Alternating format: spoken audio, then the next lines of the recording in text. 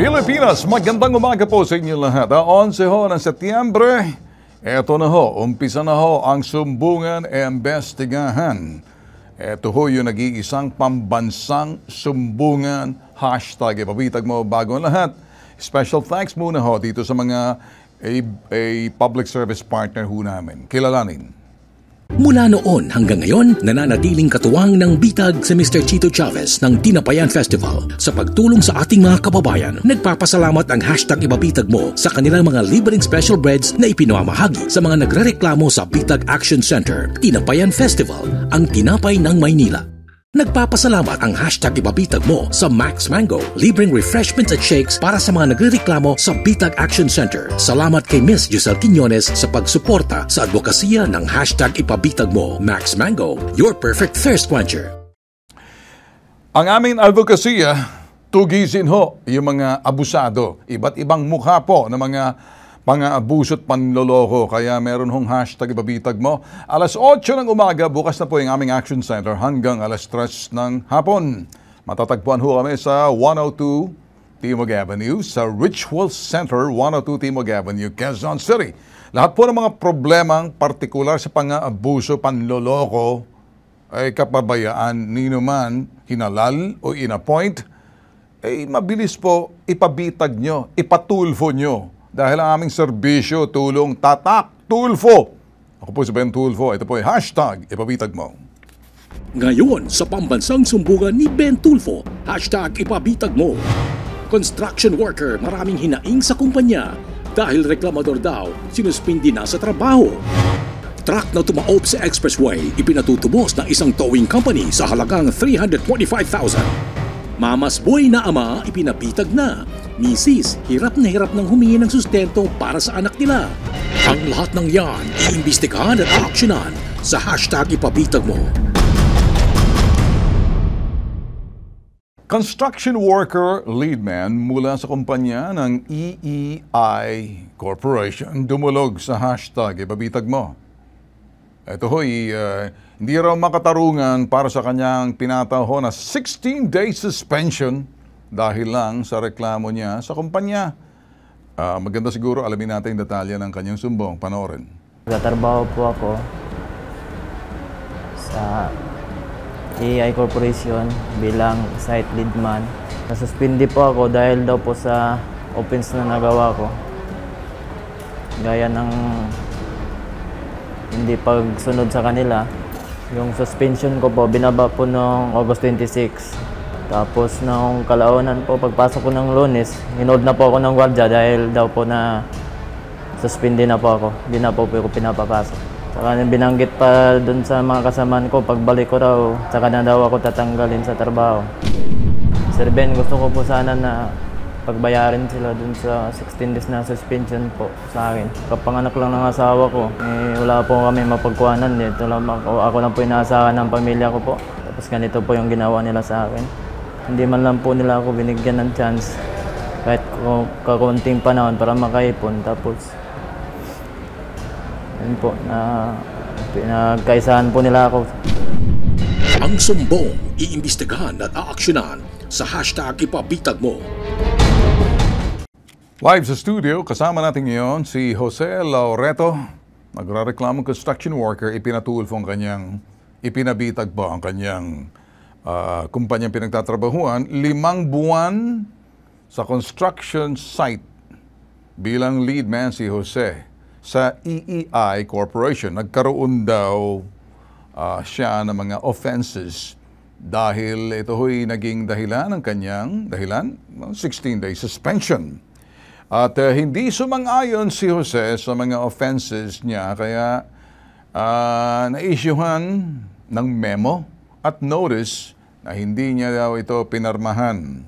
Pumasok pa raw siya kahit may mga notice of suspension, subalit hinarang na siya ng gwardiya. Makakasama natin ngayon si Jose. Jose, okay, ano ba nangyayari talaga sa loob ng kumpanya? Bakit ganito? Binigyan ka rin suspension at maraming parang dating. May mga violations ka ata. Ano ba nangyayari dito? Ang una niyan, sir, kasi yung pang-araw kami, wala kaming foreman.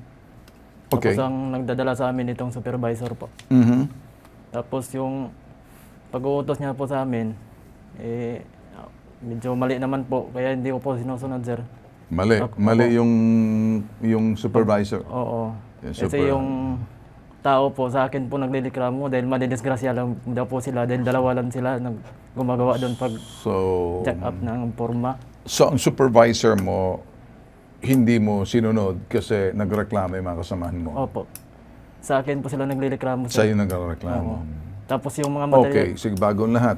Bakit sa'yo nagreklamo? Hindi nila magreklamo sa manager?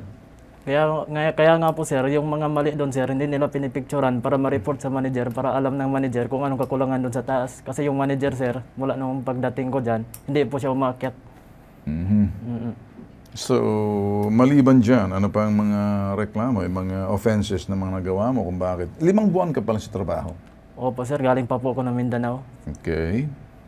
Ano mga naging issue sa iyo kung bakit... ako gusto ko lang maintindihan para nagkakaintindihan tayo. Diyan po kami nagbabangayan, sir, tungkol sa trabaho po kasi... Tungkol sa trabaho? Oo, wala po talagang materyales, sir.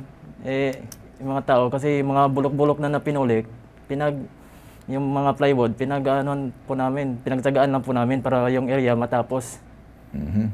Yun lang po yung reklamo. Walang materyales? Opo. Ayaw nila talaga, sir, ng materyales. Gusto nila tapusin yung project na hindi sila gagastos ng kasi daw logi na raw po. Okay. Medyo nalalayo ka na nalalayo ka na doon sa trabaho. Kaya nga po, sir. Sandali muna, pakinggan mo, nalalayo ka na. Kasi kung wala na silang pera panggasto sa materyales, problema nila yung gawin mo lang trabaho mo sa makakaya mo. Opo, sir, ginagampanan ko po naman yung trabaho. Kaya lang, isa lang problema lang, sir. Nagsasalita ako, sumasabay ka. Gusto mo magsalita ka. Sorry po, sir. Kasi kung ako magsasalita, sinasabat mo ako, hindi tayo magkakaintindihan. Opo, sir. Kaya ka nagpatulfo, nagpabitag, hindi basta tulfo, nagpabitag ka. Kaya po, sir, pasensya po, sir. O sige, pakinggan mo muna ako kasi sarili mo pinakikinggan mo. Pagdating kasi rito, hindi po pwede yung ganun agad. Akala ko ba tagapagtanggol mo ako rito? Paano kita pagtatanggol? Una sa lahat, nagtatanong ako. Opo, sir. Sumasabat ka agad. Pasensya Itong po, sir. tanong ko sa iyo. Ang trabaho mo, ibalik mo yung mask mo. Ang trabaho mo, una sa lahat, sundin lang. Kaya may materials ka, hindi, magtrabaho ka, total may sweldo ka. After all, 5 months ka pa lang. Pangalawa, hindi mo na trabaho kung kinapos. Wala na sa poder mo kung kinapos sila ng materials, basta ikay binabayaran. Opo, sir. Tama yun. Kaya ang problema, umaatungal ka doon sa mga materials, basta tuloy ang sweldo mo. Hindi mo kasalanan, ang iyong kaabot na makakaya, gawin mo lang ang trabaho mo. Pag walang materials, gawin mo lang yung ibang trabaho pa na hindi mo magagawa kasi wala pang materyales. Di ba? So ngayon, hayaan mo na sa mga bisor yan. So ngayon, yun lang nakikita ko sa'yo. Pangalawa, kung yung mga sa ibaba nagrereklamo sa iyo, hindi ka naman bisor. Wala kang karapatan magpanggapin ang reklamo nila. Bagkus sabihin, bakit kayo nagrereklamo sa akin? Hindi naman akong bisor. Doon kayo pumunta sa bisor. Lumalabas para tuloy inuudyok nila para, I don't know, kung inuurot ka nila, inuuto-uto ka nila, ikaw naman nagagalit, napipersonal tuloy. So ngayon, mistake number 1. Kahit wala ng materyales, basta tuloy mo lang trabaho mo, hindi mo na trabaho, kung wala ng materyales, tuloy lang sweldo. Gawin mo lang. Kung wala na, magtrabaho ka ng iba. Pangalawa, kung nagrereklamo yung mga tao roon, hindi dapat sa iyo, sa bisor. Opo. So, gawin mo lang trabaho mo, kahit sila nagrereklamo. Total, kung hindi ka man nakita sa itaas, ang Diyos nakikita kung ginagawa mo yung tama. So, doon ang napansin ko. Okay. So ngayon, ano pa bang mga offenses mo na mga pinapatong sa iyo? Yung ba'y sumasagot ka ba? Opo, sumasagot po po, sir. So sumasagot ka ngayon. Sino sinasagot mo? Yung bisor po. Alam mo bang salitang insubordination? Disrespectful yun, sinasagot mo. Siya kasi bisor, ikaw tao. Hindi po pwedeng pantayan mo siya. Teka muna. Gross disrespect doon sa mga bisor mo. Yan ang kategory, good conduct and behavior, category offense. Marami to. Final warning. 16 days suspension.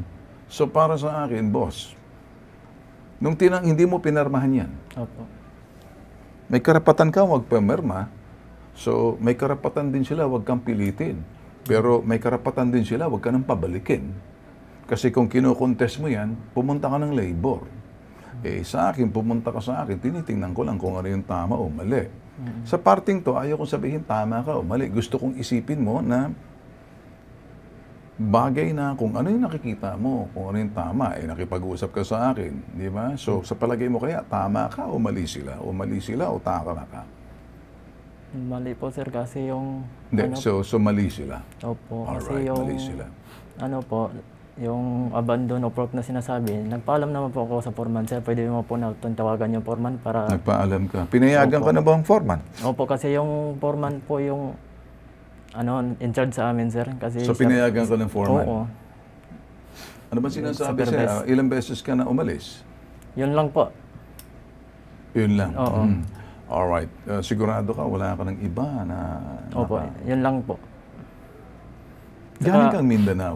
Opo, sir. Tsaka po yung sir, may halong pambubuli pa po yung ginagawa nila sa akin, sir. Sino yung superintendent tsaka bisor po. May sabi na... Yung sandali, pambubuli nino ng bisor? Oo, Tsaka superintendent. sino? Sinasabi po... Pambubuli ng bisor at tsaka sino? Superintendent po. Superintendent. Sabi, tatapusin pa ba yung area na yan? Alam mo na po nila na wala pong materyales, sir. Ipapakita ko po yung mga bulok-bulok Sandali muna. So sabi ng superintendent mo at saka bisor mo, tapusin yung trabaho.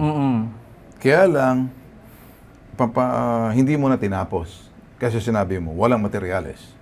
Natapos naman po. Dahil po. Natapos? Oo, noon. Anong ginawa mo? Bakit mo Hindi. Bakit mo natapos? Yung mga sira-sira na po, pinagtyagaan na lang po ng tao ko, mga bulok-bulok na. So pinagtyagaan. Basta't importante, sinabi mo, sir, pinagtyagaan po namin. Wala po kami makita. So, pinumpunod ko. Ano ba yung ginagawa ninyo ito na pinagtyagaan ninyo? Para saan yan? Yung pong pinapapurma ko po sila, yung mga plywood na sira na po, yun ang pinapakabit ko para mabuhusan lang yung area. Pabuhusan ng semento. Anong project to? High-rise building po. Building. So, basta't yung semento, tama. Pero mga bakal, tama. Kaya lang yung plywood, parang pangtapa lang para mahulog yung mga semento. Parang dikit. Doon lang po sila nagalit, sir. Nagalit kasi? Nung sinabihan ko silang mga bobo. Kasi sinabihan mo sila mga bobo? Oo. Kasi doon po sa explanation slip. Sandali. Bilis mo eh. Relax. Para kang hinahabol ng hubad na kabayo eh. Walang naghahabol sa rito. So, tinawag mo silang mga bobo. Bakit tinawag mo? Bakit mo tinawag bobo yung mga bisor mo? Kasi nagbigay po ng explanation slip. Dapat, ang magbigay sa akin noon, sir, yung foreman kasi siya yung nag-supervise sa akin. So, binaypass nila lang yung binaypass nilang foreman? Opo. Dapat yung superintendent at bisor, hindi po pwede magbigay ng... Opo. Okay. Kasi under po ako ng foreman, sir. Under ka ng foreman. Pero si foreman, under naman ng bisor. Oo. Under naman si bisor ng superintendent. Opo.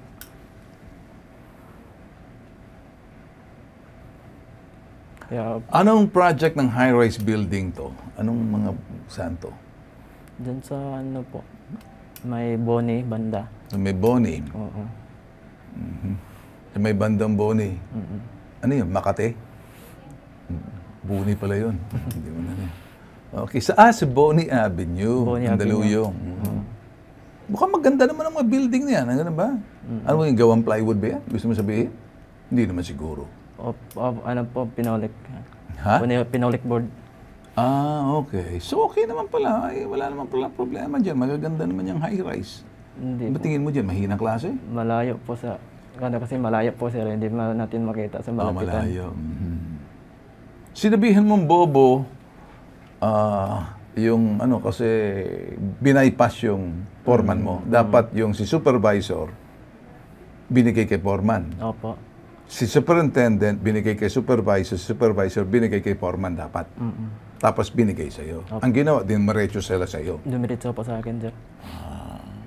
Sino ba mas mataas? Foreman o bisor? Bisor, di ba? Bisor po. Sino mataas sa bisor? Di ba? Superintendent? Superintendent. Oo. Ang inutos Ang gusto mo, hindi pwede makialam si bisor. Hindi pwede makialam si superintendent. Basta si foreman sa itaas mo. Okay. Okay, siguro, anong babasahin? Ba't mo ako tinatanong? Diretso. Nakausap ng bitag ang EEI Corporation. Ayon sa kanila, meron daw talagang naging mga paglabag o offenses si Jose. Hindi raw tinotolerate ng kumpanya mga offenses na ito, kaya sila nagbaba ng suspension. Kompleto daw sila ng mga papeles na offenses mo, Jose. Ang ilan sa kanyang mga offenses ay insubordination, tulad ng sinabi ko kanina, disrespect at neglect of duty. Dagdag pa nila, hindi raw kagandahan at nakakabastos na ang isinulat ni Jose sa kanyang explanation. Ang explanation, ang hirap sa inyo, puro lang kayo schedule, hindi niyo tinitingnan kung may materyales pa ba na gagamitin ng mga tao. Nagtatapon lang kayo ng oras dito sa project. Nagpadamag pa kayo kahit walang gagamitin ng mga tao, mga BOBO. Kung hindi ninyo kayang gampanan ang trabaho ninyo,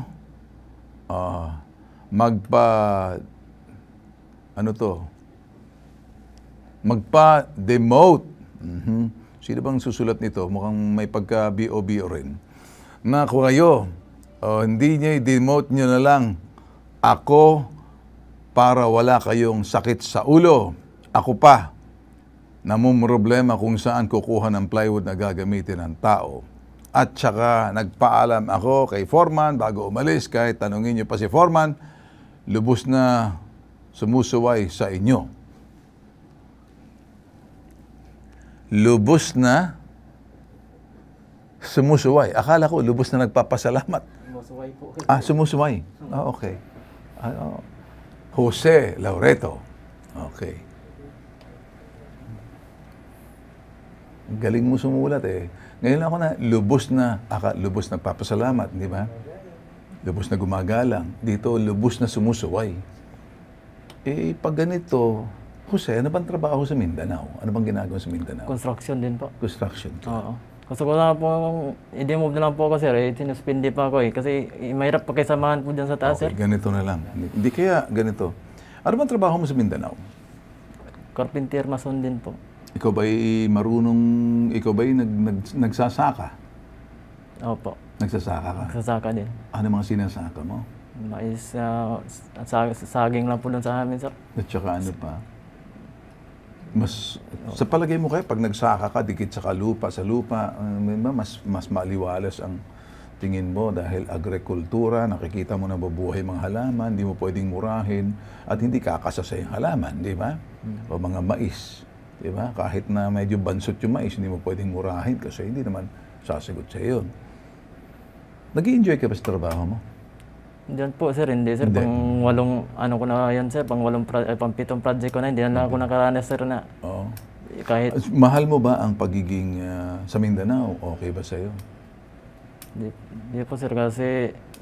Okay ba sa'yo magsasaka na lang? Hindi, Magsaka? nagtatrabaho, construction din pong ginagawa ko doon, sir. Oo. Carpenter, mason po ako doon. Magiging problema natin dito kasi sige na lang, wag na tayo makipag-usap sa iba kung ganun.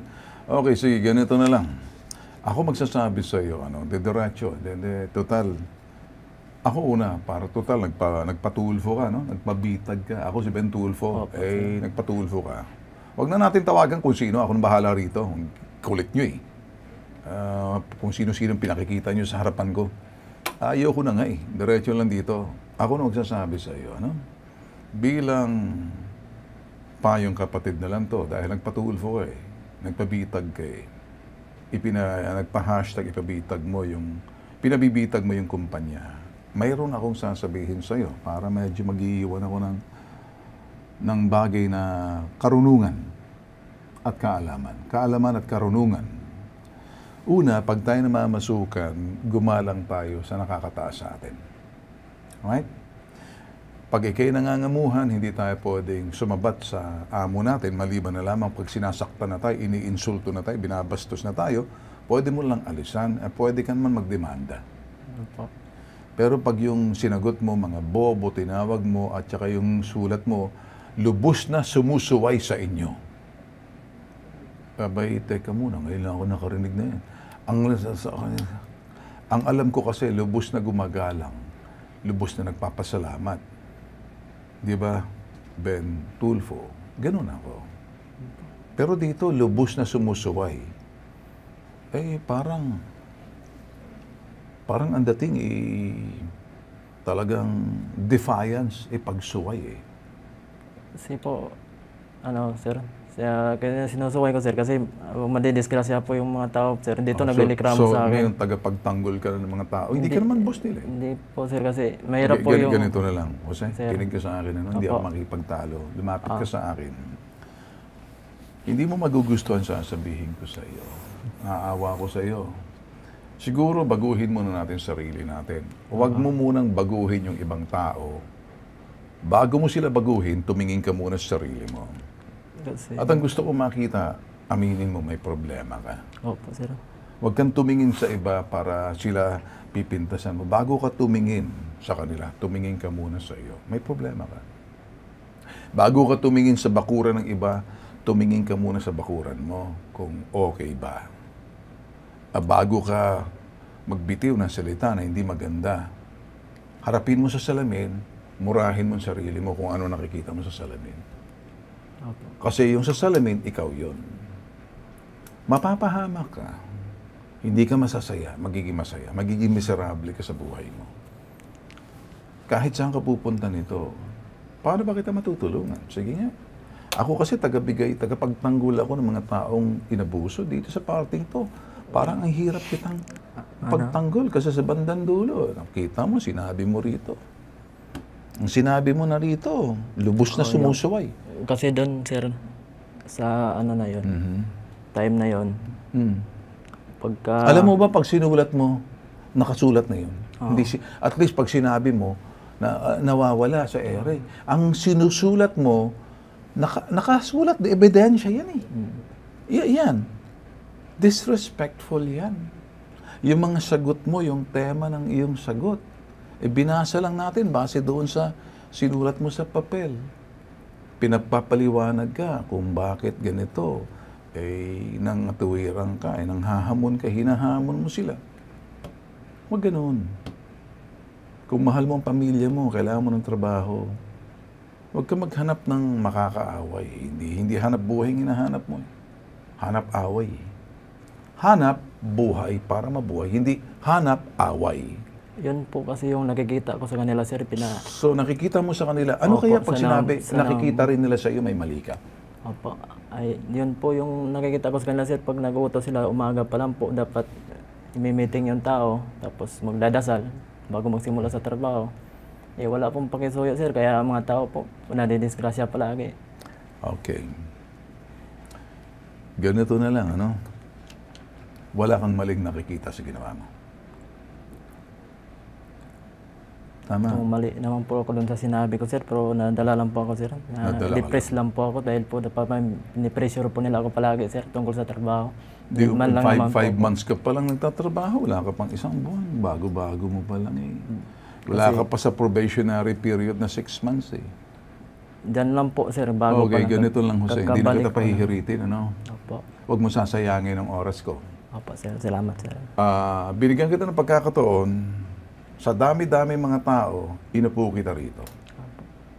Mas may kabuluhan pa yung mga reklamo nila kaysa sa sayo.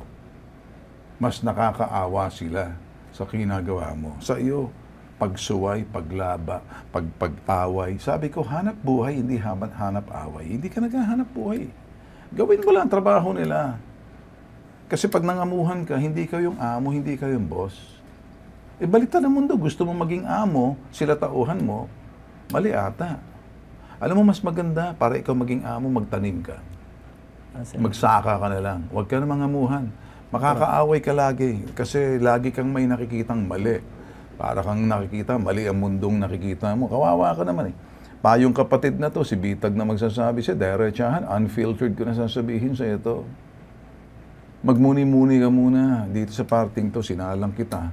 Kasi ngayon ko lang nabasa yung sulat mo. Pero sa totoo, sir, matagal na po ako sa AI, sir. May 8 years na po ako, sir. Pero ngayon lang po ako nagka-violation. Diyan lang po sa paddik na yan, sir. So, kuminsan, sa isang violation lang, napakalaki na maaring paulit-ulit. Ilang beses na nangyari ito. Hindi lang siguro isang beses, pangalawang beses. Isinuway mo na yung mga boss mo eh. Kahit naman siguro ako, pag sinulatan ako ng ganyan eh. Opo, sir. Sa totoo lang, minsan nga eh. Ito, sasabihin ko sa iyo eh. Empleyado namin dati dito eh. Tapos exit interview bago siya aalis. Pinaupo ko sa harap ko. Ano ba naging problema? Sabi ko, may problema ka ba sa sa manager mo? Opo. Galit ka ba? Opo. Eh, sabi ko sa kanya, kaya ako nilagay yung manager mo dyan para siya, pinagkakatiwalaan ko. Sinusunod niya lang utos ko. Alam mo ba yun? Opo. So, galit ka pa sa manager mo? Opo. Alam mo sinabi ko? Lumayas ka sa harapan ko. Yung kanyang form, exit, pinunit ko. Sabi ko, larga, layas. Ako makita ang pagmumukha mo, i-labor mo ako. Hinamon ko eh. Disente pa nga ako sa'yo.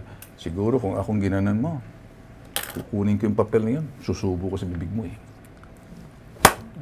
Papasok ko sa bibig mo, tapos larga.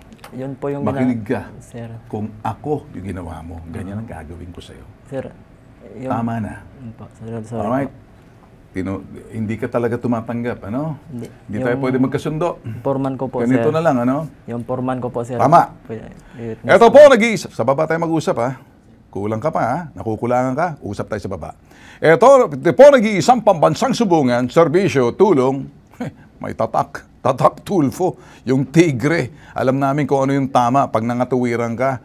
Hashtag, mabibitag ka. Susunod, padre de pamilyang mentally challenged, kinasuhan ng trespassing, pamilya umaapela. Ang sumbong, iimbestigahan at aaksyonan sa hashtag ipabitag mo. Nakatawag po ng aking pansin dito ho sa nagpadala sa amin sa YouTube message. Ba't ko raw hindi pa kinakinggan yung tao nagrereklamo? Sabi ko nga, ikaw na lang makinig. At pagkatapos ibigay na lang namin sa'yo Maldits. Maldits pa ang pangalan mo, maldita ka rin ha.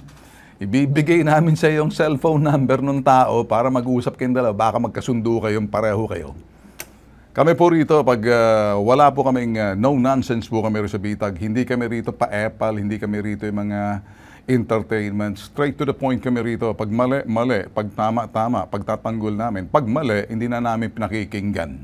Maldits, nakikinig ka ba? Maldita ka ha? Ayan, sinampo lang kita. Ngayon, pangalawang sumbong. Padre de pamilya, mentally challenged, kinasuhan, trespassing, ang pamilya ho umaapila. Wala sa sarili kapag sinusumpong or nagkaka-episode ang kanyang ama. Isang outpatient sa National Mental Hospital, sa National Mental Center for Mental Health sa Mandaluyong, 31 times, 31 beses na po, ilang beses daw to, 31 times na raw labas-pasok sa ang kanyang ama sa mental hospital. Sa bawat bisita, tumatagal daw hanggang nako-confine ng 3 araw sa National Mental.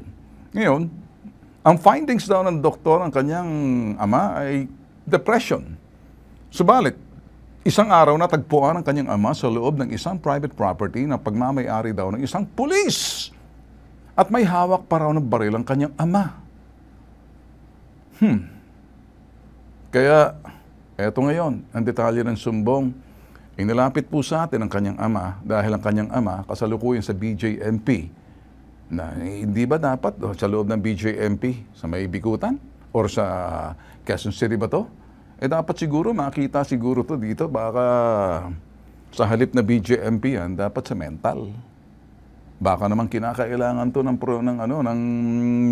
bagay na rehabilitation, hindi incarceration. Detalye ng sumbong. Panoorin. Ang dahilan ko po, bakit po ako napunta po dito at humingi po ng tulong dito sa hashtag ipabitag mo dahil noong July 18, ang tatay ko po ay dinala po namin sa National Center for Mental Health Facility dahil meron po siyang mentally challenged. July 18, nawala po siya, naghanap na po kami, hindi po namin alam or wala po kaming idea kung nasaan siya dahil nga po, ipapacheck up po namin siya tapos tumakas siya. So, July 19, nagpa-blatter po kami. Pero naghanap din po kami sa kasamaang palay, hindi po talaga namin siya nakita. August 30, tumawag po sa akin ng BJMP Payatas nurse na nagbigay concern sa aking tatay na may mentally challenged nga po. Kinwento daw po ng papa ko na umalis siya, tumakas siya, hanggang sa nakapunta po siya doon sa isang private property na aminado naman po siya na nagkaroon siya ng trespassing. Hindi niya po alam yung possession of firearms na ikinaso po sa kanya. Sa ngayon po, yung tatay ko nag-hallucinate po siya doon sa loob ng facility dahil nga po, ang alam niya nga lang po is trespassing lang po yung ikinaso po sa kanya. Humihingi po ako ng tulong para ma-clear po ang pangalan ng tatay ko sa maling akusasyon sa kanya at isa pa po, maipa-check up na po namin siya immediately dahil nga po nag-hallucinate siya. Maraming salamat po, Sir Ben. Ang sumbong, iimbestigahan at aaksyonan sa hashtag ipabitag mo. Mga boss, kami hindi nakikialam sa mga pag ito'y pinasok sa, ito'y husgado na. Pero may karapatan po kami tumingin at para tingnan kung nga ba'y the word is rehabilitation, not incarceration. Pag ang isang tao mentally challenged, labas-pasok na sa mental hospital, 31 times, nakukonfine every 3 days sa tuwing nagkakaroon ng episode o pagsusumpong. May discernment ba yung tao? Maaring tama, nag-trespassing. Pero kung pinapalabas nag-trespassing na may baril pumasok sa loob ng bahay ng pulis, ay sinasabi po rito, wala raw yung baril yung tatay. Paano magkakaroon ng baril kung yung tao na yan ay mentally challenged? Yan po'y kasama natin yung anak, si Carmela Pabaya. Carmela? Magandang umaga po. Kumusta? Ano bang trabaho ng father mo? Ano po siya? Technician po siya. Technician sa Sa aircon and refrigerator. Yun po yung pinagkakaabalahan niya po. Okay. Pero kwento mo sa akin, itong si tatay mo, alam niyo na ba nagkakaroon ng episode or pagsusumpong na kuminsan pag sinumpong siya? Ano nangyayari pag sinusumpong siya sa bahay? Matagal na po yun, bata pa po ako. So, pag ganun po siya, nananakit po siya, yung mga sama po ng loob niya, lumalabas po lahat. So, kapag ganun po siya, iniintindi na lang po namin siya. Kasi sino ba namang kapamilya mo yung hindi mo intindihan pag ganun na yung nangyayari dun sa tao? Sinasabi niya naman po sa amin kapag okay siya na, humingi siya ng pasensya na nasasaktan ko kayo, na pagsasalitaan ko kayo ng masasama. Kasi hindi ko na kaya yung nararamdaman ko, yung mga naririnig ko. Narinig niya? Opo. So, sinasabi ng tatay, hindi na kaya naririnig niya. Ano rin naririnig niya? May mga bumubulong-bulong daw po sa kanya, may mga nagsasalita daw po sa isip niya na hindi niya na talaga nakokontrol. Katulad po nung nakausap ko nga po siya, ang sabi niya nga po sa akin, gusto niya daw pong tumalon sa mga tubig. Pero conscious siya na hindi po siya marunong mag-swimming that time, nung nawawala nga po siya. Okay, sige. Para maintindihan yung mga boss, kasalukuyan nakakulong at naka-confine, naka-detain siya sa BJMP sa may Quezon City? Opo, sa Payatas. Sa Payatas. Okay, sige. Naka-detain sa Payatas. Ito yung history para maintindihan niyo po. Kung nanonood kayo rito, importante, nakita muna natin dito. July 18, 2023, nawala ang ama ni Carmela. Eto na, July 19, 2023, araw na nakasuhan si Dennis Pabaya dahil sa pagpasok sa isang private property na pagmamayari ng isang police officer. Sa Station 11 ito, dinetain bago mailipat sa BJMP Bureau of Jail Management and Penology noong August 14. August 30, nakatanggap sila ng tawag mula sa nurse. After 15 days, sa isang nurse sa loob ng BJMP, ipinaliwanag sa kanila ang kalagayan ng ama. Ito na ho, 2020, huling nagpa-check up ang kanilang tatay matapos magkaroon matinding depression. Madalas daw ito nag-hallucinate ang ama at nagwawala. Hindi alam ni Dennis na bukod sa trespassing, isa pang kaso ang hinaharap. Okay? 120,000 pesos ang bail ni Dennis para kasong illegal possession of firearms. Ang kasong trespassing, ito'y kasalukuyang dinidinig sa Quezon City Branch. Ayaw natin pag-usapan to. 43. Samantalang kasong ito ay illegal possession of firearms ay nasa Branch 83. Magkahiwalay. Pwede naman ipasok sa trespassing, ba't hiniwalay, Quezon City Trial Court.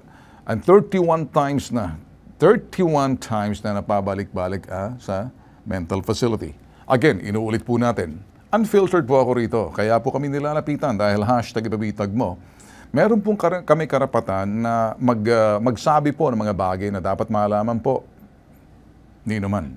Hindi po kami nakikialam sa mga bagay na kung sabay pasok na sa hukuman. Di sa kaparting ito, hindi natin pwedeng pakialaman ang merito ng kaso kung paano. Ang mahalaga po rito na dapat maintindihan na itong anak lumapit po sa atin dito, yung illegal possession of firearms sa loob ng pamamahay, trespassing. Tandaan na walang ama nila at kinasuhan. Lagi sinasabi nito, nakakarinig ng mga boses, iba na po ang dating dito. So, kung ganito ho, naniniwala po kami na importante dapat magpiyansa, motion to reduce bail kung sakali, kasi technician lang to, kasi kung hindi, mabubulok to sa loob ng kulungan ng BJMP. Hanggat hindi pinapagpiyansahan. Ano pong mga nakikita po natin dito, mga bossing? Una, I believe that what the guy needs is rehabilitation. Not incarceration. Incarceration, ikukulong mo yung taong may diferensya. So, rehabilitation, you rehabilitate para doon sa sinasabing umayos ang kanyang kalagayan, yung kanyang pag-iisip, mentally challenged. Kaya tatawagan po natin si Dr. Camille dito, kung makakausap natin, bago po natin umpisan to. So, again, inuulit, instead of incarceration, ikukulong mo na inandun yung tao ngayon, pati yung nurse nata tumawag sa anak, incarcerate po nila kinulong nila. Bakit? Doon daw po nakapasok sa, ang isang tao, alam ba, may discernment ba, labas-pasok 31 times sa loob ng mental hospital, sabi ng anak, na wala, tumakas lang. May naririnig na mga boses, bumubuling, hindi niya makayanan, kaya kuminsan sinasaktan yung mga anak. Etong ganitong klase, hinuli mo, ang sinabi ng pulis sa loob na pumasok ng trespassing, alam niya nag-trespass siya. Pero tumakas lang to, tanong, may baril bang tatay mo? Wala po. Okay, saan siya tumakas? Bakit na umalis siya? Saan siya? Sa bahay o tumakas sa National Mental Hospital? Magpapacheck up po sila nun sa mental facility po. Sinong kasama niya magpapacheck up? Yung lola ko po. Yung lola mo. So ano nangyari? Bakit tumakas yung tatay mo? Nung time po kasi na yun na po yun. Sobrang severe na po yun. Ang dami niya na pong naririnig kung ano-ano na pong ginagawa niya. Sige, ganito. Okay, sa linya ng telepono si Dr. Camille Garcia. Magandang umaga sa iyo, Dr. Camille Garcia, ma'am. Hi, good morning, Sir Ben. Nadinig ko nga po yung kwento. Opo. Alam mo kasi, Doktora, simple lang, ano? Although nasa hukuman na to, we're not in the position, we're not in the position of, interference or pag-usapan pag nasa poder na ng hukuman, bagkus out of humanitarian consideration, maaring hindi po nakikita ng mga alagad ng batas. So, diretso na lang sa parting to. Sinampahan siya ng kasong bagay na, possession of firearms, and then pumasok siya sa loob ng pamamahay ng pulis daw, at yan trespassing. Ngayon, nakakulong siya nandoon sa loob ng BJMP facility sa May Payatas. Itinawag daw po sa kanya ng nurse at nagwawala na rin sa loob ng kulungan. Pag ganitong klaseng sitwasyon, nakakarinig ng mga boses, medyo hindi niya makayanan. Isang tao, labas-pasok 31 times sa tuwing nagkakaroon ng episode, he would stay sa National Mental Hospital for 3 days and then on medication. May discernment po ba yung tao na to or hindi naman, parang kuminsan nagba-blackout daw? What's the situations? Parang ganito po yung nakikita namin. Okay, sir, kung nakukonfine po yan sa mental, may possibility po kasi na baka hindi lang po yan major depression, baka po may schizophrenia na.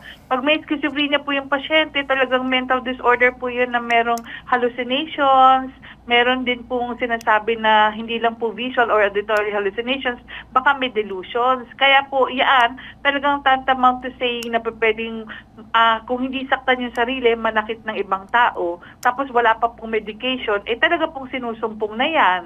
Kaya dapat po siguro talagang ma-confine siya sa mental dahil kasi dati naman po pala siyang nako-confine doon. At saka siguro po ngayon mas medyo matagal po yung magiging confinement niya dahil talagang hindi lang traumatized ito dahil sinabing na nung nurse doon na nagwawala. So meaning to say talaga pong medyo ang episode po matindi na. Kaya siguro napatawag din. At saka kung sinabi na for check-up yan, baka ho yung possibility na yun talagang may episode siya. So meaning to say, baka ilang araw na rin siyang hindi nakakainom ng gamot, which is talagang pwede pong atakihin siya ng kanyang sakit dahil kung 31 times po, ibig sabihin chronic po yan. Chronic na po yung sakit. Okay. So, eto,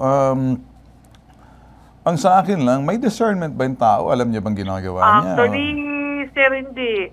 Kasi pag may ganun po, pag kung minsan, pag sinabing may hallucination, tsaka kung ano na yung sinasabi nagwawala po, wala po talagang discernment yan, sir.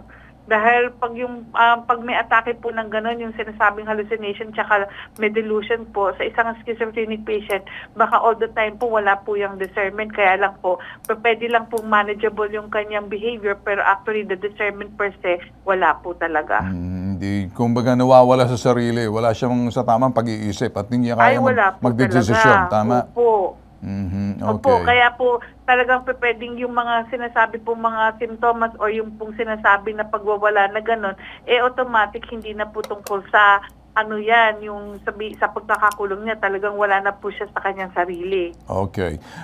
Ikaw, tatanungin kita, nabibisita mo ba ang tatay mo doon sa sinasabing BJM facility sa Payatas? Hindi po.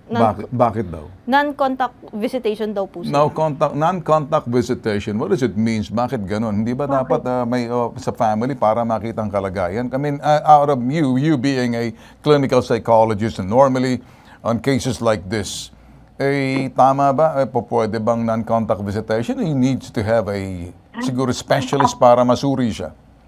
Actually, sir, kailangan po talagang masuri yan dahil kasi kung meron pong pupunta na isang psychiatrist dyan at makitang ganun, talagang baka po hindi na po siya talagang safe doon sa environment niya at hindi rin po safe yung mga kasama niya sa kulungan.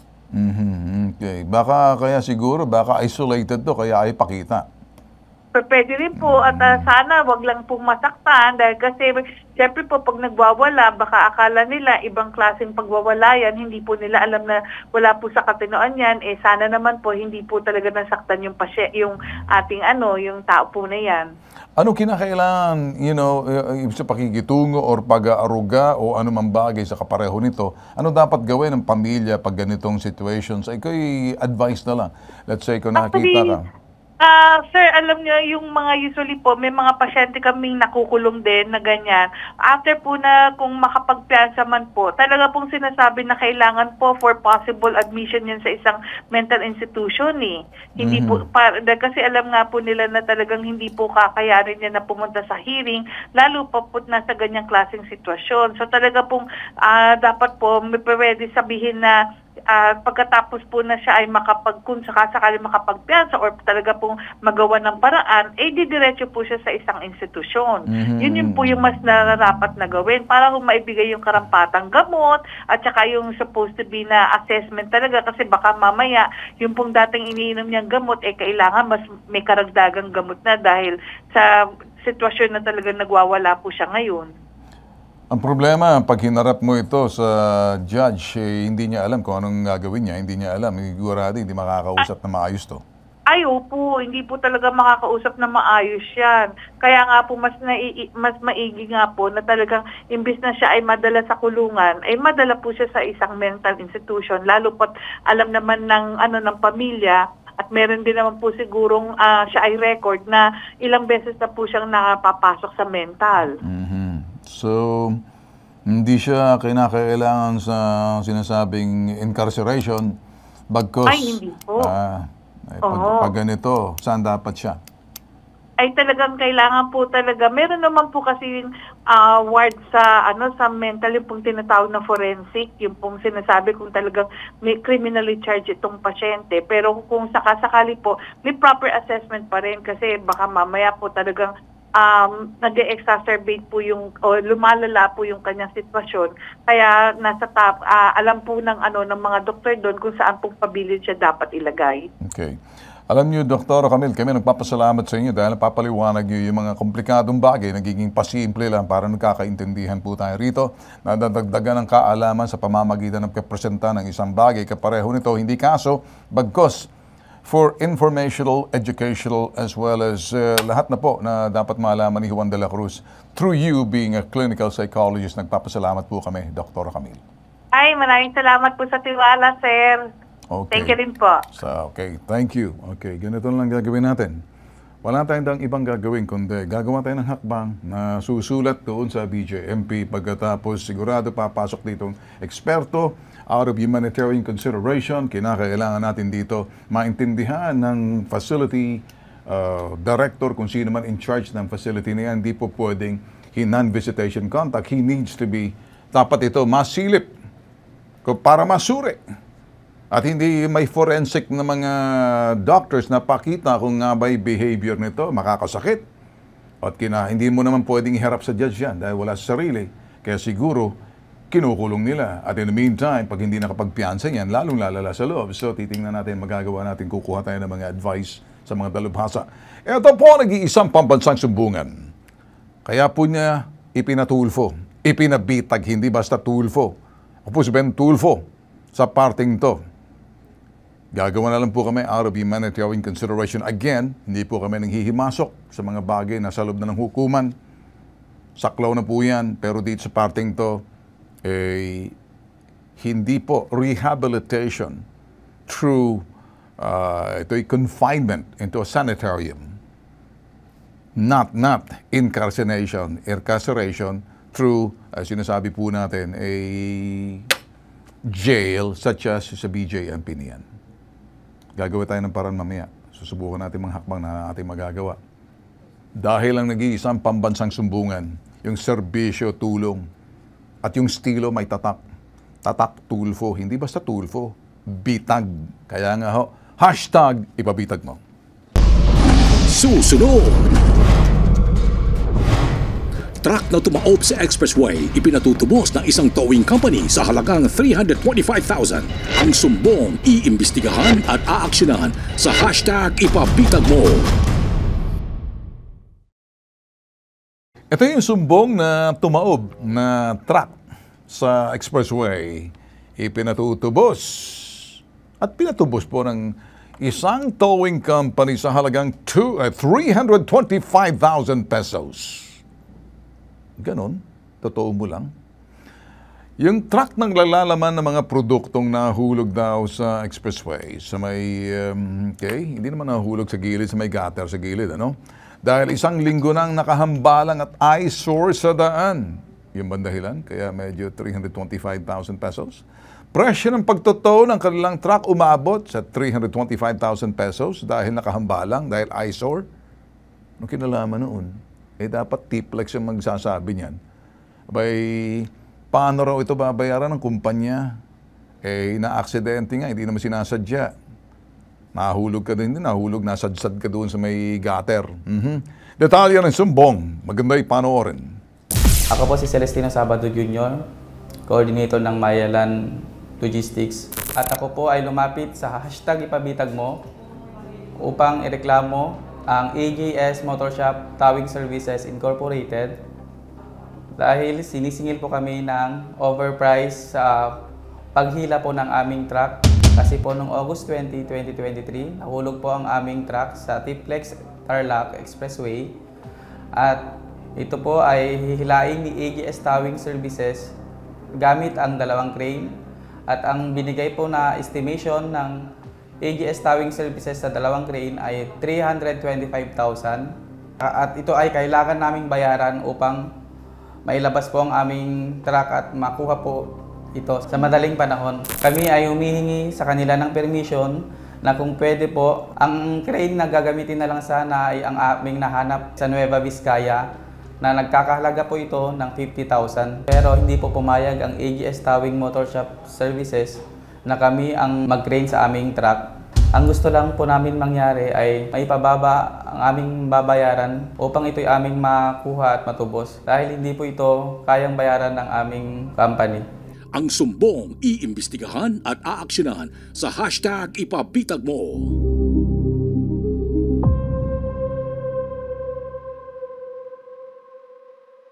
$320. Yun po ang yung amount po ng laki, ano? 325,000 pesos. Ayan. Total amount. Ngayon, meron succeeding per hour, minimum 6 hours. Nearest exit, Tapos assistant, surveyor. Kaya ganun kalaki. Sarap ng negosyo, mali yatang negosyo ko. Susunod siguro, ganitong negosyo ang gagawin ko para kikita agad, madali. Makakasama natin ngayon sa Celestino Sabado. Lunes tayo ngayon O nga pala. Sige. Siya ho'y tinalagang representative ng kanyang kumpanya upang dumulog dito sa ipinabitag po nila itong towing company. Ipinatulfo, ipinabitag.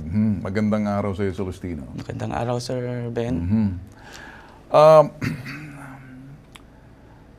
Ngayon, gusto ko lang sabihin sa iyo, ang pagpunta mo sa amin dito, hindi ikaw yung driver. Hindi po, Sir Ben. Bali, representative lang po ako, Sir. Okay, dahil dito sa parting to, ano bang sinabi ng driver? Na disgrasya sila or ano ba nangyari? Bakit nasadsad?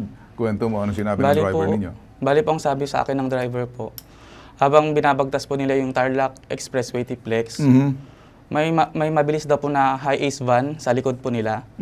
Ngayon, tinignan daw po ng driver sa side mirror, tatamaan na daw po yung sa likod. Kaya hinatak po ito pakanan ng driver para maiwasan po sana tamaan yung likod. Kaso yung driver po na nawalan na po ng control, na umama na siya sa barrier. Dumiretso na po siya. So anong laman ng mga yung truck ninyo na yan? Bali may laman po siyang sir, Universal Robina Corporation, mga piatos, mga chichirya po. Chichirya. Galing Pasig po. Paborito ko yan pag ako nanonood ng TV. Paminsan-minsan. Si Raul, sobra yan. Kay may TV, kay wala. Ganyan yan. Dalawa sila na ayos lang papaliksahan. Para sila mga pato. Okay, anyway, sige. Sa TPLEX, Tarlac, Pangasinan, La Union Expressway. Nangyari ho ito, ano? Ang laman po ng kalang truck ay mga snack food ho ng Universal Robina. Ngayon, kini-question ninyo rito dahil sobrang mahal. Ganun ba? Opo, sir. Sige, sa linya ng telepono si Marites De Jesus, Operations Manager ng Maya Land Logistic. Magandang umaga po sa inyo, Ma'am Marites De Jesus. Magandang umaga po, sir. Ma'am Marites, ito ho, ay pinabitag po kayo, pinatulfo po kayo dito sa bitag nitong sa Maya Land Logistic dahil sobra pa raw po, oppressive daw po yung pagsingil na 325,000 pesos. Ano ba nangyari dito? Sa iyo to? Kayo to? Bakit? Okay, kala ko. Sino makakausap muna natin bakit itong pinaharap nyo sa akin? Dapat itong pasagutin dito yung towing company. Anyway, so inuuna nyo itong, dapat diretso tayo muna sandali. Marites, dyan ka muna. Tawagan nyo nga itong si Jameson de la Cruz, yung towing services. Ito munang unahin ninyo kasi unang-una, ano pang pakikipag-usap natin. Diyan ka lang muna, Marites, kung sino man itong kausap natin kanina. Mas importante sa akin, paharapin. Kayo naman, tatawag pa kayo ng tao, mali pa. Doble-doble na, nandito nga nagre-reklamo yung... Sige, pasagutin muna natin itong si Jameson de la Cruz bago natin kausapin yung manager kasi pareho lang masasabihin ninyo. Might as well, diretsuhin na natin yung nare-reklamo ninyo. Parang ginawa mo, pinatulfo mo, pinabitag mo yung... tuloy, akala ko bibitagin ko na to. Marites, nandiyan ka pa ba? Marites? Yes po, sir, po.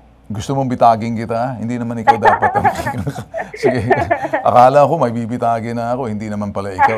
Boss ka pala. Sige, ganito, tatawagan natin si Jameson de la Cruz kasi importante muna, sagutin muna to. Kasi lumalabas oppressive. Kung titingnan natin, on the regular guy, para makita rito, tama ba yung presyo na to na dapat malaman? Sa operational consultant ng EJS Towing Services, si Jameson de la Cruz.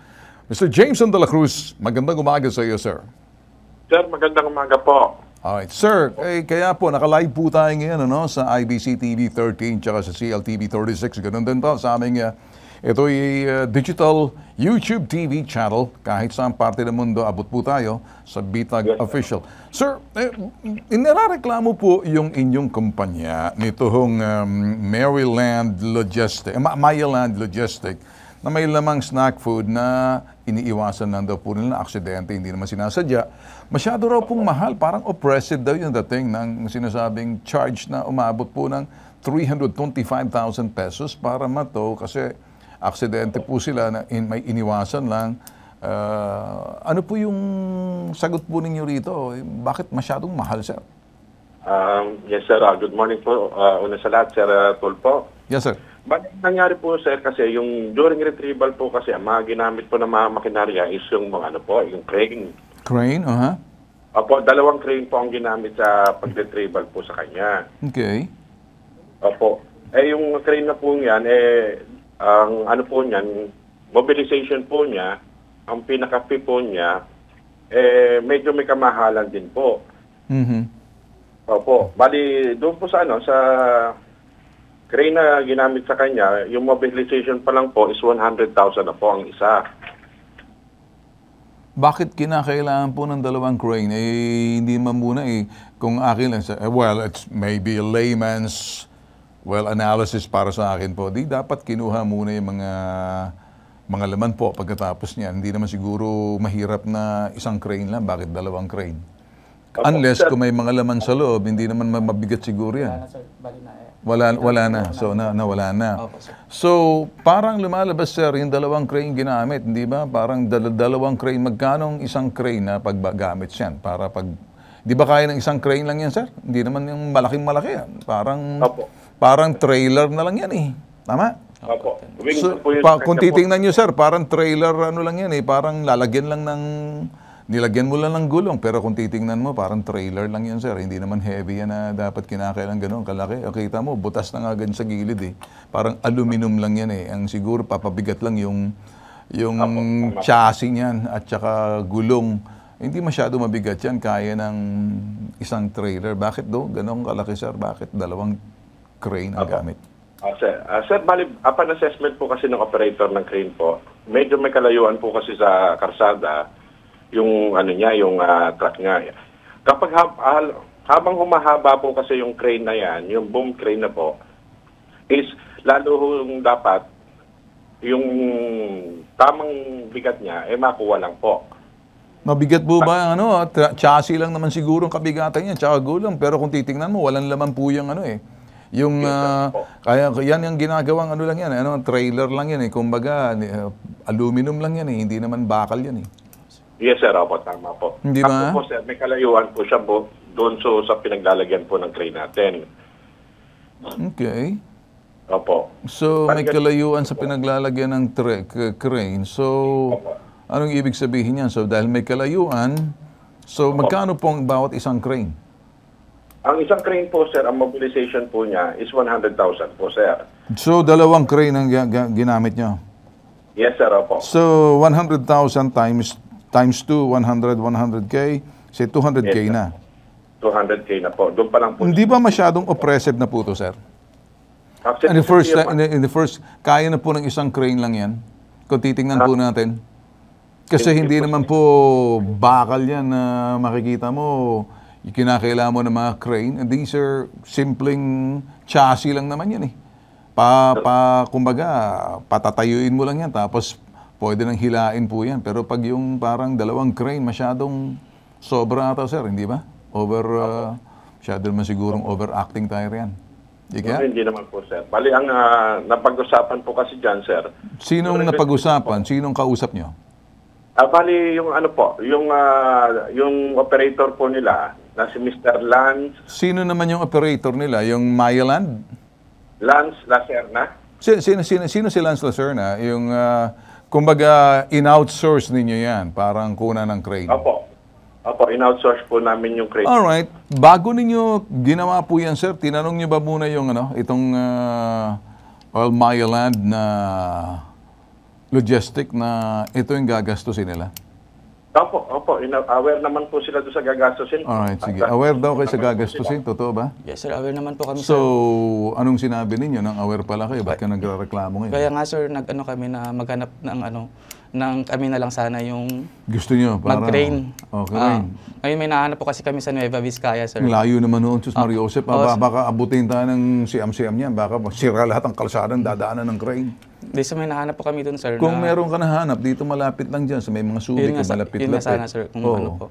Kaya nga nagtanong kami sa Tiplex, so, sir. nagtanong kayo sa sandali muna. Opo, sir. Sa recommendation po nila. Ayun, ang sabi po nila, pinakamagandang recommendation po namin sa inyo, sabi nila, kung pwede kausapin nyo si EJS na kung pwedeng kayo na lang yung maghila ng truck nyo, kung papayag sila. Sabi naman nila, sir, Bakit sa amin. kinakailangan kausapin yung AGS, itong T-Plex na to? Sino ba mga, ewan ko, bakit kinakailangan ng permiso Kasi nito? sila daw ang authorized towing services lang, sir. Kasi may Towing, contract. towing, Oh, may towing, tao, sir, tao. towing Tao ka services ng nila, tao. sir. Tao gama, alam ko. Opo, sir. Okay. So, towing Towing services. services po. Mr. Jameson, Sir, bakit partner ba kayo rito? Kasosyo ba kayo rito ng TPLX? sir, balik kami po ang accredited towing service. Well, alam ko ganyan ka-accredited. Pero kung kayo accredited, kung gano'n naman kamahal, dapat may choice ang tao. Kasi pag sinabi 50,000 lang sa inyo, doble, triple na. So, kung dalawang crane, 100 lang yan. Kaya sumabot ng ganun kalaki. Kasi pwede naman kumuha ng mga crane services ata sa pinakamalapit na lugar. At pagkatapos sa inyo, dahil may mga binibilang-bilang pa kayo, alam ba to ng TPLX na oppressive yung dating para sa... Kung titingnan po natin, kung nakikinig po sa atin, sobra naman po sigurong sobra siguro, sir, ang dating dito sa singil ninyo. Bali, aware naman po, sir, ang management po ng expressway po, ang T-Plex po. Aware naman po sila. Hindi, sinabi nga, sir, ng T-Plex daw rito, mag-usap na lang daw, pag-usapan na lang daw. Hindi naman daw kayo pumayag, tama? O, sige, sabihin mo sa kanya. Opo, bali, Hindi. Sir, sandali, si Celestino Sabado, ano masasabi mo yun? Sir, bali pumunta po kasi mismo si Sir Lance dyan sa mismong opisina nyo, sir, upang makiusap sana na kami na lang yung mag-crane sa truck namin. Kaso ayaw nyo pa rin po pumayag, sir, eh. Dahil? Dahil po authorized na... Sino may sabi niyan? Cityplex po. Cityplex? Opo, sir. Magkano kayong commission ng Cityplex dito? T-Plex. Pag tuwing may ganyang klase ng services, sir, nang-commission ba rito ang T-Plex? sir, hindi po. Wala po. Wala. Bakit ganun kalaki, sir? Kung wala ang commission, baka humihingi ng taga naman siguro yung T-Plex, hindi kaya? Tanong ko lang, Hindi naman po, sir. Bali, yan lang po ang namin. Kasi kami po ang outsource po. Hindi, kasi kung outsource kayo, sir, pagkatapos, kung ito naman, sir, nakakita na mas mura, 50%. Pagkatapos sa inyo, 100%. Hindi ba dapat binabaan ninyo, sir, ng konti? Kasi negotiable naman yan, sir. Di naman sagrado na parang higpit kayo. Saradong-sarado na kayo dyan sa amount na yan. Di ba? Dapat pagbibigyan nyo. Kasi kung paano pag nakakuha ng mura, bakit kinakailang napakamahal? Anong meron dyan? Ginto ba yan? Hindi naman po, sir. Hindi, kaya nga, sir, kaya natin pinag-uusapan, sir. Kaya gusto ko lang, make me understand para yung nanonood sa atin, nakakaintindihan tayo rito. Kung ganyan naman pala, sir, hindi kayo, wala man lang negotiation na oppressive po yan para doon sa mga, pag ganyan po, makakatawag ng pansin po yan kahit na papano kasi sobra po sigurong singil. Nandiyan pa ba si Marites, nandiyan ka pa ba? Marites de la Cruz, de Jesus? Yes, sir. Opo. Ano masasabi niyo, Marites? Sir, actually po, nung binigyan po kami ng quotation regarding po sa price nila, nagsabi na po ako noon na hindi namin kaya. Okay. So, then humingi po ako sa kanila ng discount.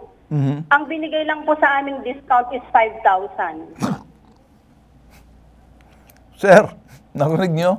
Bakit po napakamahal po ng crane na yan? Kayo ba ina-outsource niyo pa sa labas yan? Kinukuha niyo? Sir, yung crane po kasi na yan. Hindi, kaya nga, kinukuha niyo pa sa labas yan? In-outsource po namin talaga. Saan? Ina-outsource niyo? In-outsource po Bakit namin. sa kanila, sir, naka-outsource sila na mas mura? Kalahati lang, sa inyo, doble. Nagpatong pa po ba kayo ng doble?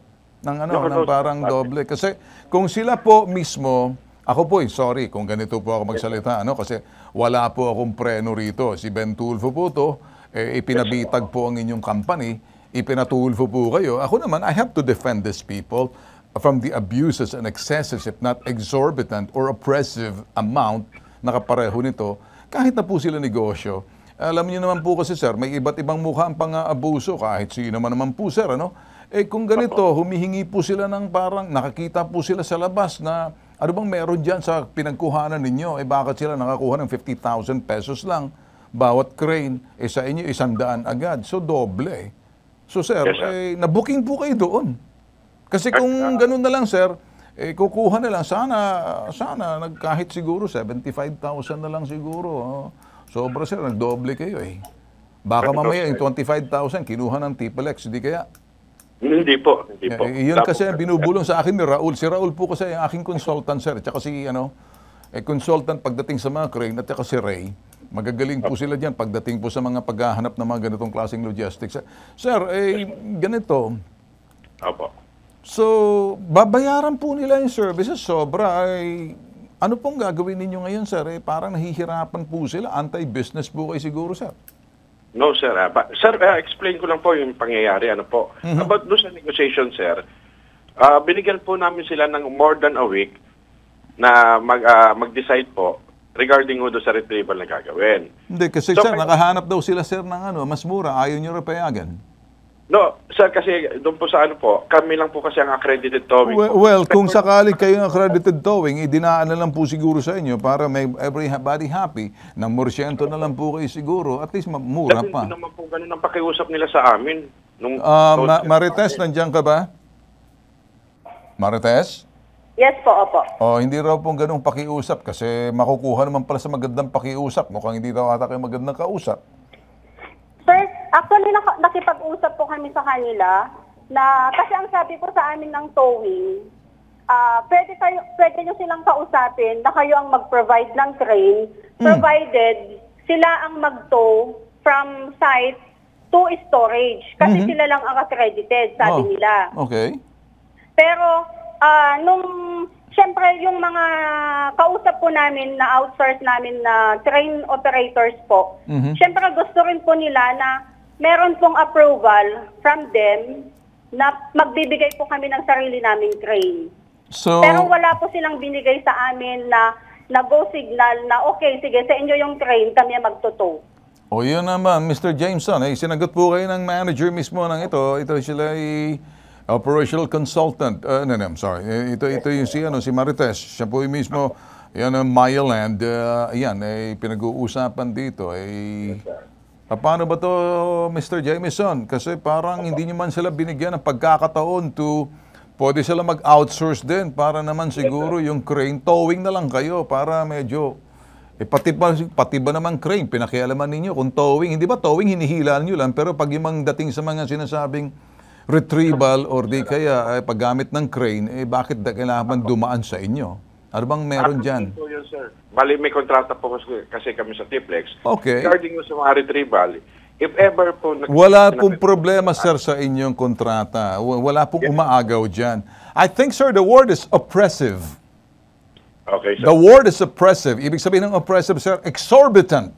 Ano bang oppressive sa Tagalog? Can you guys medyo ito i-search nyo sa Google? Oppressive and exorbitant. Hindi na po ito tama, sir. Para sa akin po, sir, siguro kasi sigurado po, sir, pag kami po yung naghanap, pag-iimbestiga po kami dito to make a comparative analysis of your pricing, sobra na po siguro, sir. Hindi po sila malalaking negosyante. Yes, tingnan mo. Exorbitant, oppressive, mapang-ape, mapang-abuso. Siguro, exorbitant. Ito'y taga, as in taga. Yun pong salita, hindi ba? Exorbitant. Pag sinabing taga, sobrang mahal, labis.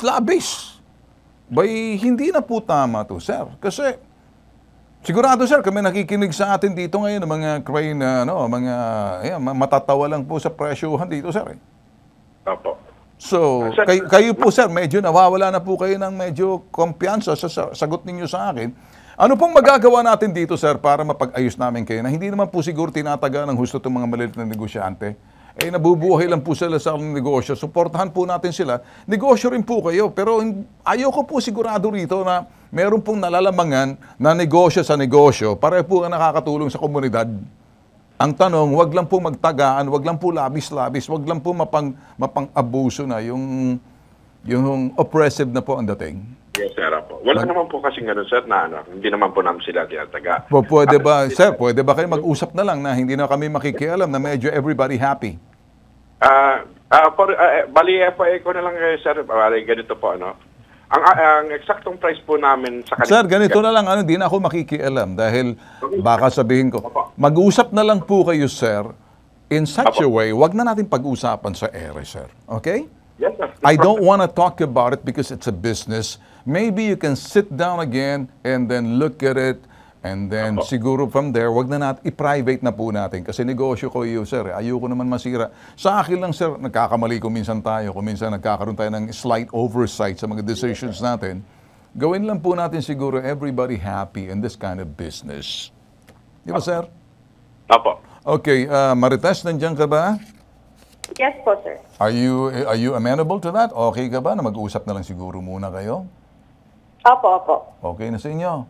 Wag na natin pag-usapan, sir, kasi hindi ko po layunin dito na parang alamin ko magkano. Kung meron man siguro, sir, mataas lang yung presyo, oppressive lang po, labis-labis, ay makatarungan, siguro, sir, bigyan nyo sila ng pagkakataon na parang everybody happy, at least win-win po ang ginawa natin, sir, ha? Yes. Bali, punta na lang po sila sa opisina Ayun, para mapag-usapan po natin. Maraming salamat po, sir, sa inyong pag-uunawa, pag-iintindi, at dito po sa ginawa po natin. Okay? Okay na sa'yo? Thank you, sir, ha? Thank you. Very much po. Alright, sige. Marites, andyan ka pa ba? Yes po. Thank you na Yes rin. po, sir. Ayusin niyo Thank you po. Thank you po. Lahat ng bagay sa mundong ito, pwedeng upuan, pwede mag-usap ng maayos, nakukuha sa magandang pakiusap. Kami naman po rito, yan problema kasi pag pinabitag ninyo hindi kasi ako basta tulfo Si bitag ako talagang maghahanap ako ng solusyon, kaya lang wag na natin pag-usapan sa ere. Pareho naman kayong mga negosyo, ayaw ko lang merong nalalamangan dahil iba't ibang mukha ng anumang panlalamang pang-aabuso, kasama pati mga negosyo. Simpleng tao. Yun lang po. Kaya meron ganitong klaseng programa. Okay na sa iyo? Opo, sir. Mukhang happy ka na. Happy, Nakangiti ka. sir. Maraming Kanina salamat, sir. naiiyak ka. Okay. Pa-burger ka naman dyan. Hindi, may biro lang. Higit sa sumbungan, imbestigahan at ang mga reklamo, binibigyan natin ng solusyon at aksyon. Dahil ang nag-iisang pambansang sumbungan, nakatali ng ekstro ko, hindi ko na nababasa, kinulang, may tatak. May tatak. Brand. Yung tulong at serbisyo, tatak, tulfo. Kulang-kulang kayo dyan sa loob, ha? Ito po yung hashtag ipabitag mo.